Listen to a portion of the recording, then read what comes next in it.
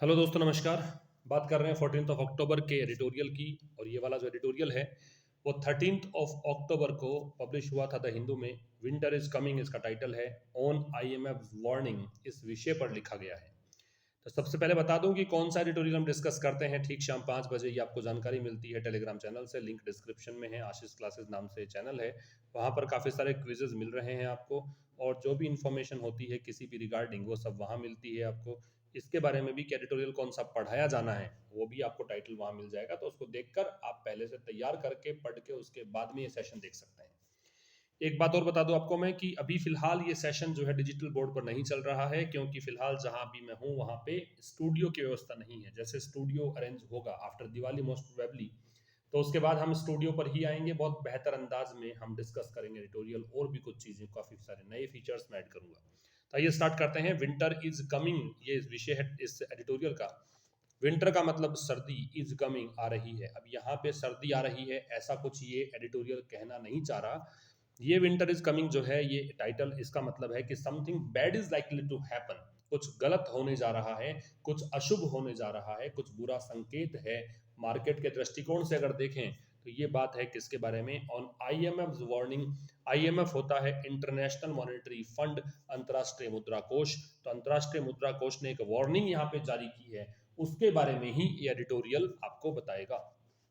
तो कह रहा है कि amid India slowing growth impulses. Impulse क्या होता है? इम्पल्स का मतलब आवेग होता है। इम्पल्स का मतलब आप एक प्रकार से अचानक से कोई आवेग, कोई एक कह सकते हो कि क्या बोलते हैं, इसेंट्रिसिटी जिसको बोलते हैं, सनक हो, उसको बोलते हैं हम इम्पल्स। लेकिन यहाँ पे ग्रोथ इम्पल्स का मतलब क्या है? यहाँ पे ग्रोथ की संभावना से मतलब कह सकते हो, ठीक है। एक पॉसिबिलिटी, प्रोबेबिलिटी से मतलब कह सकते हो। तो कह रहा है कि amid India slowing growth impulses, जो वर्तमान में एक देखने पे लग रहा है, एक संकेत जो मिल रहा है, एक सिग्नल जो मिल रहा है, या सिग्नल पढ़ लीजिए इसको।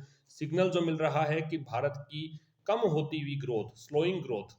द इंटरनेशनल मॉनेटरी फंड, इसको देखते हुए अंतर्राष्ट्रीय मुद्रा कोष ने हैज वार्न्ड, चेतावनी दी है। The worst is yet to come, कि भाई अभी तो तुमने देखा ही क्या है, बहुत बुरा आगे होना बाकी है। ठीक है, सबसे बुरा दौर तो अभी आना बाकी है। सब्जेक्ट वर्ब की बात करेंगे तो इंटरनेशनल मॉनेटरी फंड सब्जेक्ट है, वर्ब है साहब इसका हैज वार्न्ड। द वर्स्ट है तो इसकी वर्ब है इज। और यट टू को मैंने हाईलाइट किया है, वो ये बताने के लिए किया है कि यट टू जहां कहीं भी लगेगा इसका मतलब कोई भी काम होना पेंडिंग है। जैसे मैं कहूँ I am yet to teach a new topic, मुझे अभी भी एक नया टॉपिक पढ़ाना शेष है। He is yet to read this book, उसे ये किताबें भी पढ़ी जानी बाकी है। इस प्रकार के सेंटेंसेस को बताने के लिए हम किसका प्रयोग करते हैं? यट टू का। ये आपको ध्यान रखना है। आगे देखिए, द इंटरनेशनल मॉनेटरी फंड, जिसको शॉर्ट में हम कहते हैं IMF, in its latest world economic outlook report, इसने अपने हाल ही में एक नई रिपोर्ट इसने जो दी है, वर्ल्ड इकोनॉमिक आउटलुक रिपोर्ट, उस रिपोर्ट में हैज रिटेन्ड, रिटेन का मतलब होता है साहब बनाए रखना, मेंटेन करना, जो स्थिति है उसी स्थिति में बना के रखने को बोलते हैं रिटेन। तो अंतर्राष्ट्रीय मुद्रा कोष ने बनाकर रखा है ग्लोबल ग्रोथ होप्स। जो इससे पूछा गया था कि विश्व भर में वृद्धि कितनी रहेगी, तो उसको लेकर जो इसकी आशाएं थी, जो इसका एक्सपेक्टेशन था, उस एक्सपेक्टेशन को बना के रखा है इस वर्ष के लिए, और कहा है कि 3.2% रहेगी। And lowered next years projection, और अगले साल के बारे में पूछा कि साहब अब ये बता दो कि 2023 में कैसा रहेगा। तो अगले साल का जो प्रोजेक्शन है, अनुमान है, उसको इसने कह दिया है कि 2.7% रहेगा, जबकि पहले कितना कहा था? 2.9। इसका मतलब 2.9 से 2.7 जा रहा है, तो कम किया है। और कम किया है तो ये वर्ब लगा रखी है लोवर्ड, इसने ये जो ग्रोथ प्रोस्पेक्ट है वो कम कर दिया है। प्रोजेक्शन का मतलब अनुमान है, याद रखिए, गैस को कह सकते हैं, ठीक है। और रिटेन का मतलब बनाए रखना है। अगर मैं यहीं तक की बात करूंगा तो आईएमएफ सब्जेक्ट आपका है, इसकी वर्ब है वो हैज रिटेन्ड है, इसी की वर्ब लोवर्ड है। और आप सोचेंगे कि यहाँ पे हैज रिटेन्ड और यहाँ लोवर्ड सेकंड फॉर्म कैसे हो सकती है? एक तरफ प्रेजेंट परफेक्ट हैज हैव के साथ थर्ड फॉर्म, दूसरी तरफ second form, how is it possible? ये सब बिल्कुल ये पॉसिबल ऐसे है कि एंड के पहले आप देखें हैज रिटेन्ड है, तो इस हैज को रिपीट करने की आपको आवश्यकता नहीं है। आप मानकर चलिए कि यहाँ पर भी हैज लोवर्ड है, लेकिन रिपीट करने की जरूरत नहीं है, इसलिए इसने सेकंड फॉर्म ली है और हैज को इसने कॉमन मान लिया है। अदरवाइज तो यहाँ पे भी हैज रिटेन्ड लोवर्ड होता। आगे कह रहा है द ईयर, इसको ईयर पढ़ते हैं, याद रखिएगा, ईयर पढ़ते हैं, थोड़ा सा अलग सा उच्चारण आपको लग सकता है। इससे पहले जब आर्टिकल की बात आती है तो ए का प्रयोग करते हैं, एन नहीं लगता है, क्योंकि इसका प्रोनाउंसिएशन जो है वो ईयर नहीं है, ईयर है। तो जो 2023 का वर्ष है, will feel like a recession for many people in the world. वो एक ऐसा वर्ष लगेगा कि जैसे रिसेशन हो। रिसेशन किसको बोलते हैं? आर्थिक मंदी को बोलते हैं। और आपसे मैं अगर पूछूं कि कोई और वर्ड आपके दिमाग में आ रहा है क्या रिसेशन को देखकर, तो आप कहेंगे कि स्लो डाउन भी इसका एक सिनोनिम हो सकता है। स्लो डाउन का मतलब मंदी, स्लो, और रिसेशन का मतलब भी मंदी, ये कह सकते हो। तो साल 2023 जो है वो कुछ ऐसा महसूस होगा, मंदी का वर्ष लगेगा, एक प्रकार से रिसेशन सा लगेगा बहुत सारे लोगों को पूरे विश्व भर में। और बता दूं आपकी जानकारी के लिए कि वर्ड से पहले हम हमेशा द का प्रयोग करते हैं तब तक जब तक कि इसका मतलब विश्व है, इसका मतलब उस भूभाग से है जहां पे सभी देश समाये हुए हैं, सभी देशों को मिलाकर जो बनता है वर्ड, उसकी बात मैं कर रहा हूं। अगर आप कहेंगे कि मेरी एक दुनिया है, मेरी एक वर्ड है, तो उससे पहले हम ए भी लगा सकते हैं, फिर द लगाएंगे नहीं। तो यहाँ सब्जेक्ट है साहब द ईयर 2023, वर्ब है विल फील, ठीक है। और इसके बाद देखिए the fund has questioned, fund ने, फंड कौन सा? अंतरराष्ट्रीय मुद्रा कोष, इसने क्या किया है? इसने क्वेश्चन किया है। क्वेश्चन का मतलब क्या है? चेतावनी दी है। क्या? As the worst is yet to come, कि साहब अभी तो सबसे बुरा दौर जो है वो आना बाकी है। येट टू हम पढ़ ही चुके, और ये लाइन तो इसने रिपीट कर दी है, हमने जो हेडलाइन में पढ़ा था वही बातें रखी है। आगे कह रहा है अमिड टाइटर मॉनेटरी पॉलिसीज, किस बीच? अमिड का मतलब होता है बीच, ये प्रेपोजिशन है। टाइटर मॉनेटरी पॉलिसीज, मॉनेटरी मतलब मौद्रिक, पॉलिसीज का मतलब नीतियां, तो काफी सख्त मौद्रिक पॉलिसीज के बीच। टू कर्ब, किस लिए? कर्ब करने के लिए। कर्ब क्या होता है? लिख लीजिएगा, रिस्ट्रेन करने को बोलते हैं, रोकने को बोलते हैं, ठीक है। स्टबर्नली क्या होता है? स्टबर्नली का मतलब जो लगातार जारी है, कांस्टेंट है। वैसे स्टबर्न का मतलब होता है जिद्दी, और जिद में व्यक्ति कोई एक रट लगा लेता है कि मुझे तो यही चाहिए, ठीक वैसा ही यहाँ पे मीनिंग है। इसका मतलब कांस्टेंट है, कंटिन्यूअस है, लगातार है, परसिस्टेंट है। तो हाई इन्फ्लेशन, काफी ज्यादा महंगाई, उच्च महंगाई। An spiralling energy and food crisis, spiralling का मतलब होता है तेज गति से बढ़ना, इंक्रीज रैपिडली, लिख लीजिएगा, इंक्रीज रैपिडली इसका मतलब होता है काफी तेज गति से बढ़ना। और अगर आपको एक ही शब्द में इसका चाहिए सिनोनिम, तो आप कर सकते हैं सोर, SOAR, दोनों ही का मतलब यही होता है, ठीक है। तो कह रहा है कि बढ़ती हुई, काफी तेज गति से बढ़ती हुई एनर्जी और फूड क्राइसिस, ऊर्जा की समस्या है, खाद्य समस्या है, उसकी बात है। क्राइसिस का मतलब समस्या है। और बता दूं एक बात और, कि क्राइसिस का प्लूरल बनता है क्राइसीज। क्या बनता है? क्राइसीज। आई जो अगले वाला आई है उसको कन्वर्ट कर देते हैं ई में। एक बार फिर से देखिएगा, द ईयर 2023 जो है वो ऐसा लगेगा कि जैसे रिसेशन का वर्ष है बहुत सारे लोगों को पूरे विश्व भर में। तो कह रहा है कि इस अंतरराष्ट्रीय मुद्रा कोष ने, ये सब्जेक्ट हो गया, वर्ब हो गई हैज क्वेश्चन, इसने चेतावनी दी है कि भैया अभी तो तुमने देखा ही क्या है, आगे आगे देखो होता है क्या, बहुत बुरे दौर आना भी शेष है। और ये बात जिसने की है वो साथ में इसने बहुत ही टाइटर मॉनेटरी पॉलिसीज बनाते हुए की है, सख्त मौद्रिक नीतियां बनाते हुए की है। क्या करने के लिए सख्त मौद्रिक नीतियां क्यों बनाई? क्योंकि उनको नियंत्रित करना था। किसको? उस महंगाई को, उस उच्च महंगाई को जो लगातार बढ़ रही है। और किसको? जो क्राइसिस चल रहा है, कौन सा? बहुत तेज गति से बढ़ता हुआ एनर्जी और फूड क्राइसिस। बता दूं आपको, ये स्पाइरलिंग जो है वो एडजेक्टिव है यहाँ पे, क्योंकि देखिए आर्टिकल लगा हुआ है ए, और ए के बाद में दो शब्द दे रखे हैं, एक स्पाइरलिंग है, एक एनर्जी है। तो स्पाइरलिंग यहाँ पे एडजेक्टिव होगा और एनर्जी यहाँ पे नाउन होगा, है ना। एनर्जी क्राइसिस पूरा ही नाउन है, फूड क्राइसिस ये नाउन है। और ये स्पाइरलिंग एडजेक्टिव कैसे हो सकता है आईएनजी फॉर्म देखकर? तो ये भी समझ लीजिएगा कि आईएनजी लगकर कोई शब्द जो है वो नाउन हो सकता है, एडजेक्टिव हो सकता है, वर्ब हो सकती है, ये तीनों चीजें हो सकती हैं, राइट। तो स्पाइरलिंग एडजेक्टिव है, और इसको अगर नाम दूं मैं ग्रामेटिकल टर्म्स में, टेक्निकल नाम अगर दिया जाए तो इसको कहेंगे प्रेजेंट पार्टिसिपल, याद रखिएगा। While it retained India's 23-24 growth estimated 6.1%, कह रहा है कि यद्यपि इसने, किसने? अंतरराष्ट्रीय मुद्रा कोष के लिए प्रोनाउन है, इसने रिटेन किया, बना के रखा भारत का 2023-24 का जो ग्रोथ एस्टिमेट है। इससे पूछा कि भाई आप क्या सोचते हो भारत में वृद्धि दर कितनी रहेगी, तो उसने कहा कि इतनी रहेगी। आईएमएफ ने दूसरी तरफ स्लैश कर दिया, स्लैश का मतलब होता है कटौती करना, रिड्यूस करना, डिमिनिश करना, कम करना। तो इसने स्लैश किया, कटौती किया दिस ईयर्स फोरकास्ट, इस साल का जो पूर्वानुमान है, फोरकास्ट का मतलब पूर्वानुमान, पहले कहा था 7.4% जुलाई में, अब कह दिया है 6.8% रहेगा, इसमें इसने कर दी कटौती। वाइल का काम क्या है? वाइल एक कंजंक्शन है। वाइल दो ऐसे उपवाक्यों को जोड़ेगा जो विरोधाभासी हैं, एक दूसरे का विरोध करते हैं। तो वाइल से एक क्लोज तो यहाँ तक कंप्लीट हो रहा है, एक आईएमएफ से लेकर जुलाई तक कंप्लीट हो रहा है। यद्यपि इसने भारत की 23-24 की जो ग्रोथ एस्टीमेट है वो मेंटेन करके रखा है 6.1% पर। वहीं दूसरी ओर अगर देखें तो आईएमएफ ने इस साल का जो फोरकास्ट है उसको 6.8% पर ला दिया है। पहले कहा था 7.4% रहेगा जुलाई में। ठीक है, आगे देखिए, this is the second significant estimate. ये दूसरा महत्वपूर्ण एस्टीमेट है। सिग्निफिकेंट का मतलब महत्वपूर्ण होता है, एस्टीमेट का मतलब पूर्वानुमान होता है, गैस को बोलते हैं। तो ये दूसरा बड़ा महत्वपूर्ण, सिग्निफिकेंट का मतलब बड़ा भी होता है, कंसिडरेबल भी होता है। तो सिग्निफिकेंट का इंपॉर्टेंट भी कह सकते हो और कंसिडरेबल भी कह सकते हो। हिंदी में आओगे तो महत्वपूर्ण भी कह सकते हो और बहुत बड़ा भी कह सकते हो। तो ये दूसरा बहुत बड़ा एस्टीमेट है, किसके बाद? जब विश्व बैंक ने 6.5% का असेसमेंट दिया था। असेसमेंट का मतलब इवेल्युएशन होता है, मूल्यांकन होता है, बड़ा इंपॉर्टेंट वर्ड है, नोट कर लीजिएगा इसको। इवेल्युएशन का मतलब होता है अनुमान कह सकते हो, है ना, आकलन कह सकते हो। तो ये दूसरा बहुत बड़ा एस्टीमेट दिया, बहुत इंपॉर्टेंट एस्टीमेट दिया, किसके बाद में? जब वर्ल्ड बैंक की असेसमेंट जो है, जिसने उस मूल्यांकन में क्या कहा वर्ल्ड बैंक ने पैक किया। पैक का मतलब होता लिमिट करना, रोक देना, वहीं पर रोक देना, लिमिट कर देना। ठीक है, भारत की जीडीपी राइज जो है, भारत की जीडीपी जो वृद्धि है उसको कहा कि 7% तक ही रहेगी। ये जब कहा था उसके बाद में ये दूसरा सिग्निफिकेंट एक एस्टीमेट दिया है, ये कहना चाहता है। Which the Reserve Bank of India and North Block mandarins. तो इसके बारे में कहा है कि जो रिजर्व बैंक ऑफ इंडिया है, नॉर्थ ब्लॉक मैंडरिन, मैंडरिन का मतलब होता है अधिकारी। और जब नॉर्थ ब्लॉक की बात आती है तो वित्त मंत्री वगैरह सब ये आते हैं उसके अंदर।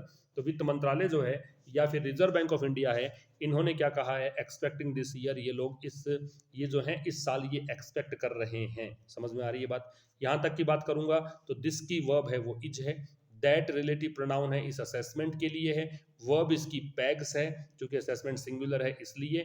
इसके बाद reserve Bank of India and North Block Mandarin subject है, तो वर्ब इसकी है आर एक्सपेक्टिंग, जो कि प्रेजेंट कंटिन्यूअस है। ये बात आपको पता होनी चाहिए। तो कह रहा है कि ये दूसरा बहुत ही इंपॉर्टेंट एस्टीमेट है, किसके बाद? जब वर्ल्ड बैंक ने 6.5% का असेसमेंट दिया था, कहा था कि भारत की जीडीपी जो है राइज, मतलब ये कहा था असेसमेंट, वो असेसमेंट है जिसने कि भारत की जीडीपी राइज को रखा 7% से कम। और जो कि ये एक्सपेक्ट कर रहे हैं इस साल, reserve Bank of India north Block Mandarin से ये एक्सपेक्ट कर रहे हैं, इनको ऐसा ही लगता है इस वर्ष ऐसा होगा। द डाउनग्रेड इज एट्रीब्यूटेड, ये जो कमी हुई है, ये जो जीडीपी की ग्रोथ में कमी है, ये जो डाउनग्रेड है, ये एट्रीब्यूटेड टू, एट्रीब्यूट में लगता है टू, इसका मतलब है इसका श्रेय किसको जाता है, इसका ठीकरा किसके सर पे फोड़ोगे, क्या कारण है, कौन से फैक्टर्स हैं? वो कह रहा है कि वीकर देन एक्सपेक्टेड आउटटर्न, वो है कि जितना संभावित था, जितना एक्सपेक्टेड था। आउटटर्न का मतलब नोट करिए, बड़ा अच्छा वर्ड है। जब भी आप फाइनेंशियल आर्टिकल पढ़ेंगे this kind of words will be there. Production को बोलते हैं आउटटर्न, और आउटटर्न कैसा है? तो एक्सपेक्टेड, ये पास्ट पार्टिसिपल हुआ। तो याद रखिएगा, जब भी थर्ड फॉर्म में कोई एडजेक्टिव आ रहा है तो उसे पास्ट पार्टिसिपल नाम दीजिए। जब आईएनजी फॉर्म में एडजेक्टिव, जैसे हमने देखा था spiralling energy and food crisis, तो स्पाइरलिंग वहां पे प्रेजेंट पार्टिसिपल था, तो V0 के साथ आईएनजी प्रेजेंट पार्टिसिपल होगा, और V3 अगर दे रखा है तो पास्ट पार्टिसिपल होगा। तो डाउनग्रेड की वर्ब है वो इज है। तो ये जो डाउनग्रेड है, ये जो कमी हो रही है, इसका श्रेय किसको जाता है? इसका श्रेय है कि जितना आपने एक्सपेक्ट किया था उससे कमजोर रहा है आपका production in the second quarter. किसमें? दूसरी तिमाही में। बता दूं आपको कि 4 तिमाही होती है, 1 अप्रैल से वित्त वर्ष स्टार्ट होता है, 31 मार्च तक रहता है। फिर आप 1 अप्रैल से काउंट करेंगे तो अप्रैल में जून वाला फर्स्ट क्वार्टर कहलाता है, जुलाई अगस्त सितंबर वाला दूसरा क्वार्टर कहलाता है। तो ये सेकंड क्वार्टर मतलब जुलाई अगस्त सितंबर की बात कर रहा है। कह रहा है कि सेकंड क्वार्टर जो है, और सबड्यूड एक्सटर्नल डिमांड, एक्सटर्नल मतलब बाहरी, डिमांड मतलब मांग, और सबड्यूड मैंने कहा कि जब किसी नाउन के पहले जब आप एडजेक्टिव लगाते हो और थर्ड फॉर्म लगाते हो तो क्या नाम दीजिएगा उसको? उसको नाम देंगे आप पास्ट पार्टिसिपल। तो सबड्यूड का मतलब यहाँ पे है रिस्ट्रेंड, नियंत्रित कह सकते हो, दबा हुआ कह सकते हो, लिमिटेड कह सकते हो। ये सारे इसके मतलब है सबड्यूड के, दबाए हुए को बोलते हैं सबड्यूड। ठीक है, तो बाहरी जो डिमांड है वो भी कम है, वो भी दबी हुई है, वो भी नियंत्रित है कह सकते हो। इस तरह से इसका मीनिंग आप निकाल पाएंगे। इसके बाद देखिए, the slowing growth in tax collections. अब कह रहा है कि टैक्स कलेक्शन, टैक्स जो इकट्ठा किया जाता है सरकार के द्वारा, उसकी ग्रोथ भी कैसी रही? स्लो ग्रोथ रही, कम रही वृद्धि। इंडस्ट्रियल आउटपुट, साथ में इंडस्ट्रियल आउटपुट की बात करें, एंड एक्सपोर्ट्स, और एक्सपोर्ट्स की बात करें, तो ये सब चीजें जो है ना, बैक दिस प्रोग्नोसिस, प्रोग्नोसिस का मतलब होता है प्रोजेक्शन, लिख लीजिएगा, काफी अच्छा वर्ड है प्रोजेक्शन, अनुमान को बोलते हैं प्रोजेक्शन, ठीक है। तो बैक का मतलब होता है सपोर्ट करना, ये जो वर्ड है बैक, इसका मतलब है सपोर्ट करना। प्रोग्नोसिस का मतलब होता है क्या, प्रोग्नोसिस मतलब प्रोजेक्शन होता है। तो स्लोइंग ग्रोथ, जो कम होती हुई वृद्धि है, किस किस में, एक तरफ तो टैक्स कलेक्शंस की बात कर रहा है कि टैक्स कलेक्शन कम हो रहा है, दूसरी तरफ औद्योगिक उत्पादन है उसकी बात कर रहा है, आउटपुट को बोलेंगे प्रोडक्शन, आउटपुट को बोलेंगे outturn, both are synonyms to this one, output. And exports, exports में कमी। तो देखिए सब्जेक्ट तो ये है स्लोइंग ग्रोथ, किस किस में है, टैक्स कलेक्शंस में, इंडस्ट्रियल आउटपुट में और एक्सपोर्ट्स में। अब जब हमने ये समझा कि इसकी सब्जेक्ट ये है, तो साहब ये गलत हो गया यहाँ पे, बैक ना आके क्या आना चाहिए, बैक्स, क्योंकि ग्रोथ यहाँ पे सिंगुलर है तो आगे वर्ब भी सिंगुलर आएगी और बैक्स आएगा। तो ये इस प्रोग्नोसिस को क्या करता है, बैक करता है, सपोर्ट करता है। जो ऊपर हमने बातें करी है, इस अनुमान को ये चीजें सपोर्ट कर रही हैं। द रोड अहेड, आगे कह रहा है कि आगे का मार्ग जो है, आगे की यात्रा जो है, रेंडर्ड टोर्चस, रेंडर का मतलब बनना भी होता है और बनाना भी होता है, अंग्रेजी में बोला जाए तो मेक भी होता है और बिकम भी होता है। बिकम का मतलब बनना और मेक का मतलब बनाना। तो कह रहा है कि जो रोड है आगे, वो अब बन गई है टोर्चस। टोर्चस का मतलब होता है घुमावदार, इसे कहिए आप कॉम्प्लिकेटेड, बहुत जटिल, टेढ़ी मेढ़ी को बोलते हैं टोर्चस, कॉम्प्लिकेटेड कह दीजिए, एक्सट्रीमली कॉम्प्लिकेटेड यहाँ पे सटीक बैठेगा। तो जो रोड आगे है वो अब बन गई है बिल्कुल टेढ़ी मेढ़ी, कहें कि बहुत जटिल रास्ता है। और ये रास्ता जटिल हुआ कैसे, इतनी मुश्किलात आई कैसे, ये इस कारण से आई कि lingering Russia Ukraine conflict. Linger का मतलब है जो लगातार ऐसा ही चल रहा है, लगातार मतलब लिंगर का वैसे होता है धीमे धीमे चलना, डिले करना, लेकिन यहाँ पे इसको कहिए आप कांस्टेंट है, परसिस्टेंट है, लगातार ऐसा ही चल रहा है, ठीक है। तो रोड जो आगे है वो अब काफी कॉम्प्लिकेटेड हो चुकी है, आगे का मार्ग काफी बड़ा मुश्किल है। कारण ये है कि लगातार रशिया यूक्रेन की लड़ाई चल रही है। Slow down in China, China के अंदर मंदी का दौर है। And what the IMF has eloquently termed a cost of living crisis, और जैसा कि आईएमएफ ने, एलोक्वेंटली का मतलब होता है बहुत ही क्लियरली और बहुत ही स्ट्रॉन्ग वर्ड्स में, जब कोई बात आप बहुत ही क्लियर तरीके से कहो और स्ट्रॉन्ग शब्दों का यूज आप करें तो आप उसे एलोक्वेंट कहते हैं, फ्लुएंट कहते हैं। आईएमएफ ने यहाँ पे एक संज्ञा दी है, कॉस्ट ऑफ लिविंग क्राइसिस, कहा है कि जीवन जीने के लिए जो आपको पैसा चाहिए उसका संकट पैदा हो गया है। तो कह रहा है ये जो चीजें हैं, is not much travelled on, फिर समझिएगा ये द रोड के लिए आ रहा था, द रोड के लिए वर्ब देखो यहाँ आ रही है। तो जब हम ये सोचते हैं whenever we start journey towards learning English, और हम सोचते हैं कि सब्जेक्ट आ गया उसके ठीक बाद में वर्ब आ जाएगी, तो देखिए कितना दूर चला गया है। रोड आपको ऊपर दिख रही है, इसकी वर्ब है वो देखो यहाँ पे है इज। तो ये सब चीजें थोड़ी सोचते हुए चलना है आपको, थोड़ा सा यहाँ पे प्रॉब्लमेटिक हो सकता है if you are not in the habit of reading English text. Repeat कर रहा हूँ, क्या कहना चाह रहा है कि रोड जो आगे है, और आगे यहाँ से लेकर और यहाँ तक देखेंगे तो थोड़ी सी बातचीत की गई, रोड आगे कैसे डिफिकल्ट हुई है। तो रोड आगे मुश्किल हो गई है क्योंकि लगातार रशिया यूक्रेन का लड़ाई चल रही है, चाइना के अंदर मंदी का दौर है, और आईएमएफ ने कहा है कि अब एक संकट पैदा हो गया है, कॉस्ट ऑफ लिविंग क्राइसिस, ठीक है। तो ये जो रोड है is not much travelled on, travel का मतलब यात्रा करना है, तो इस रोड पर अब ज्यादा मतलब यहाँ पे ट्रेवल नहीं हो रहा है, कहने का मतलब आगे अब थोड़ा सा आर्थिक हालात जो हैं वो थोड़े से गड़बड़ाए हुए हैं। The risk of monetary, fiscal और फाइनेंशियल पॉलिसी, जो खतरा है किसका, मौद्रिक, वित्तीय, मतलब ये फिस्कल जो होता है वो राजकोष से संबंधित होता है, और पैसों से संबंधित जो गणित है वो फाइनेंशियल बोलते हैं, राजकोष जहां पे शामिल होगा वो फिस्कल है, ठीक है, और वित्त जो है वो फाइनेंशियल है। तो जो खतरा है इस पॉलिसी मिसकैलिब्रेशन का, कैलिब्रेट का मतलब होता है मेजर करना, याद रखिए, कैलिबर का मतलब होता है मेजर करना, मापन करना। मिस लगा दिया तो मिस एक प्रीफिक्स है, इसका मतलब वो नेगेटिव बन गया। तो मिस कैलिब्रेशन का मतलब आपने जो मापन किया, आपने जो कैलिब्रेट किया वो गलत किया, आपने गलत जाना, गलत पहचाना। तो कह रहा है कि जो रिस्क है मॉनेटरी, फिस्कल और फाइनेंशियल पॉलिसी मिसकैलिब्रेशन की, कि आपने सही ढंग से मौद्रिक या वित्तीय गणना नहीं की, सही तरीके से मेजर नहीं किया, उसका जो खतरा है। अब इस खतरे की वर्ब है साहब यहाँ पे हैज रीजन, और रीजन के बारे में बता दूं कि ये थर्ड फॉर्म है, और थर्ड फॉर्म किसकी है, तो ये थर्ड फॉर्म है राइज की। राइज होती है फर्स्ट फॉर्म, रोज होती है सेकंड फॉर्म, और रीजन होती है थर्ड फॉर्म, ठीक है। और राइज का मतलब अपने आप बढ़ने को बोलते हैं, सामने आने को बोलते हैं, ठीक है, राइज रोज रीजन, और ये इंट्रांजिटिव वर्ब है। जो मैं ये कीवर्ड्स बताता हूँ बीच बीच में, ये सब नोट करने योग्य होते हैं, ये सब डॉट्स आपके जुड़ेंगे आगे आगे जब मेरे साथ आप एडिटोरियल वाले इस यात्रा में आगे बढ़ेंगे। तो यहाँ पे आपको ध्यान रखना है कि जो आपको राइज शब्द है वो इंट्रांजिटिव वर्ब है, मतलब इंट्रांजिटिव का कि इसके आगे ऑब्जेक्ट नहीं लगा पाएंगे आप कभी भी। तो कह रहा है कि ये जो रिस्क है बढ़ चुकी है शार्पली, मतलब काफी ज्यादा बढ़ चुकी है, ठीक है। अमिड हाई अनसर्टेनिटी, किस बीच बढ़ चुकी है, काफी अनिश्चितताओं का दौर है, बहुत ज्यादा अनिश्चितताओं का दौर है इस अनिश्चितता के माहौल में।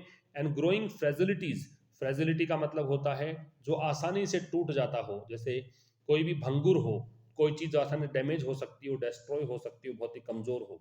और बढ़ती हुई जो कमजोरियां हैं कह सकते हो, जो चीज कमजोर है वही टूटेगी, वही डिस्ट्रॉय होगी, तो इसको आप कह सकते हो वल्नरेबल है, वीक है, ठीक है। तो खतरा जो है मॉनेटरी पॉलिसी, मॉनेटरी फिजिकल और फाइनेंशियल पॉलिसी को गलत तरीके से कैलकुलेट करने का काफी ज्यादा बढ़ चुका है। किस बीच, क्योंकि एक तो बहुत ज्यादा अनिश्चितता का माहौल है, दूसरा बढ़ती हुई फ्रेजिलिटीज है, तो इस बीच द फंड हैज इम्फेसाइज्ड, ये बात फंड ने, मतलब इंटरनेशनल मॉनेटरी फंड ने इम्फेसाइज की है, इस बात पर जोर दिया है। इम्फेसाइज को मैंने हाईलाइट इसलिए किया है क्योंकि ये यहाँ पे वर्ब है और इसके साथ में प्रेपोजिशन नहीं लगता है। when it is a verb then we do not use any preposition after it, लेकिन whenever it is used as a noun means instead of emphasis we will have to use here emphasis as a noun। तो emphasis use करोगे then we can use on as a preposition, but emphasize is a transitive verb, that is why no preposition is required after it। तो यहाँ पे preposition लगेगा नहीं, याद रखिएगा।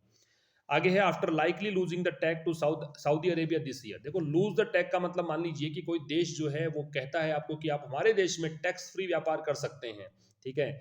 आप आयात निर्यात करेंगे तो टैक्स फ्री कर सकते हैं, या टैक्स मतलब आपको एक विशेष सहूलियत दी जाएगी हमारे देश के द्वारा, ऐसे टैक्स वितरित किए जाते हैं। लाइकली का मतलब होता है संभावित, पॉसिबल। तो कह रहा है कि संभावित रूप से जो सऊदी अरेबिया का हमारे को एक टैग प्राप्त था वो हमने खो दिया।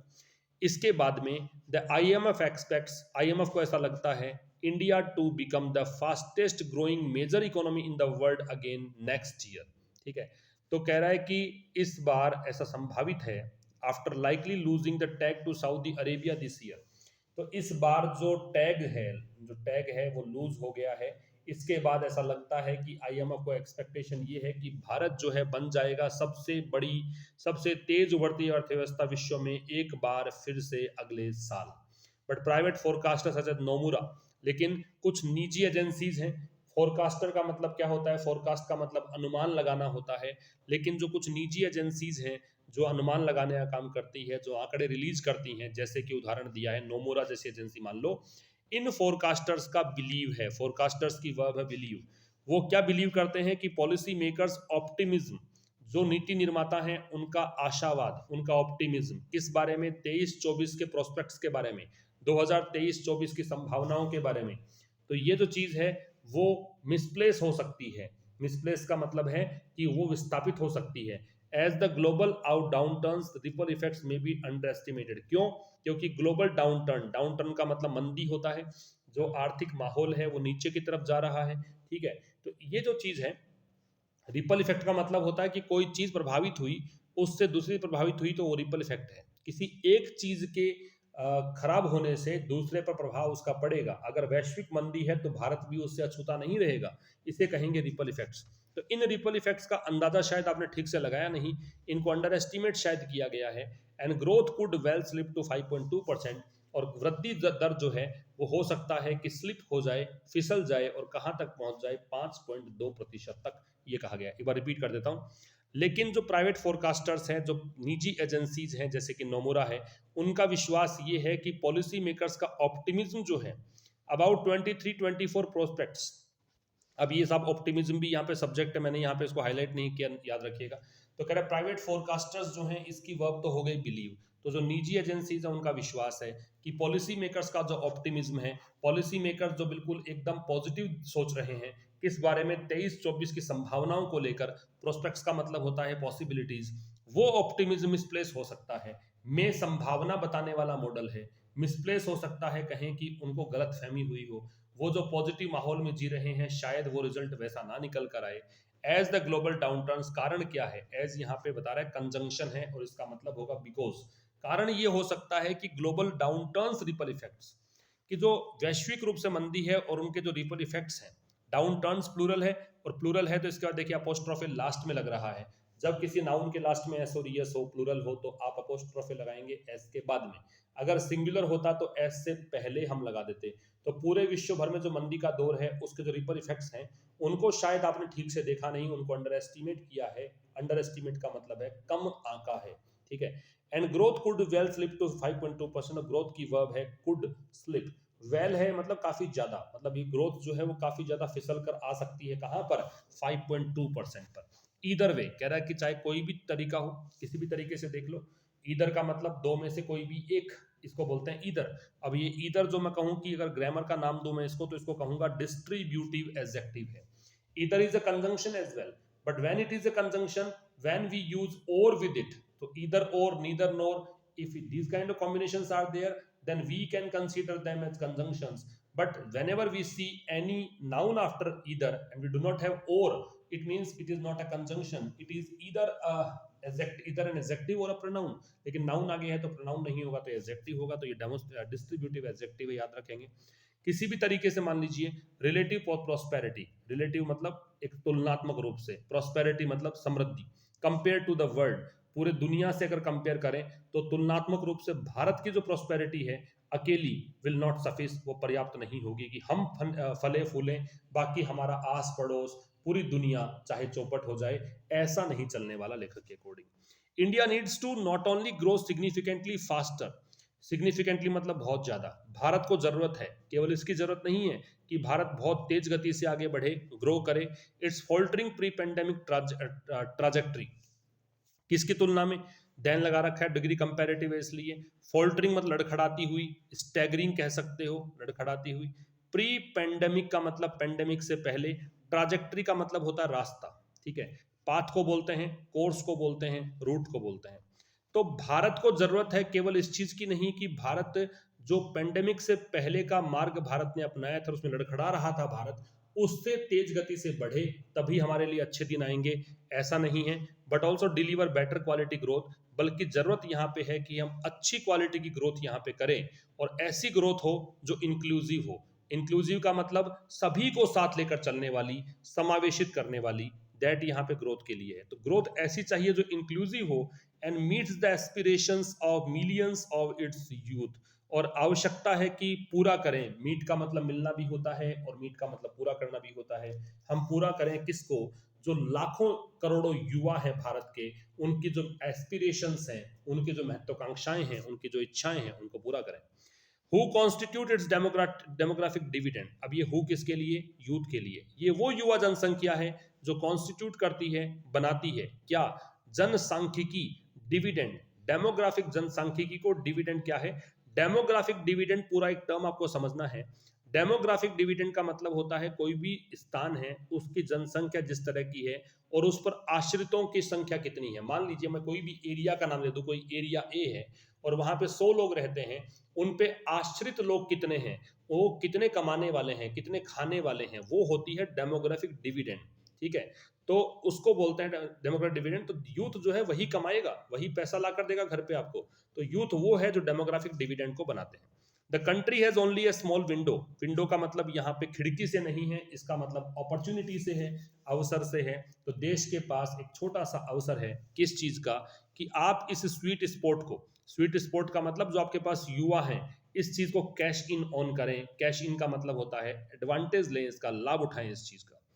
फिर कह रहा है मोर ओवर, इससे भी ज्यादा, ये कंजंक्शन है, इससे भी कहीं अधिक। गिवन इंडियाज लो पर कैपिटा इनकम, गिवन एक प्रेपोजिशन होता है, इसका मतलब होता है कंसीडरिंग, ठीक है। तो कह रहा है इससे भी ज्यादा एक चीज और देखिए कि भारत की जो प्रति व्यक्ति आय है बहुत कम है, इसको देखते हुए द सस्टेन्ड सर्ज, सस्टेन्ड का मतलब होता है सब कंटिन्यूअस, लगातार को बोलते हैं क्या, सस्टेन्ड।